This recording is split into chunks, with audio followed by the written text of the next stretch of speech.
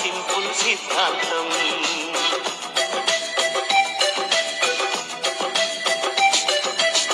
చిరుగాలికి పరిమళమిచ్చే సిరిమల్లెల వనమై ఉందాం. గగనాన్ని నేలను కలిపి హరివేలుల బంతెన అవుదాం. ఆనందం అంటే అర్థం మనమందా. ప్రతి పూట మాటై సాగే హుషారు సరిగమల.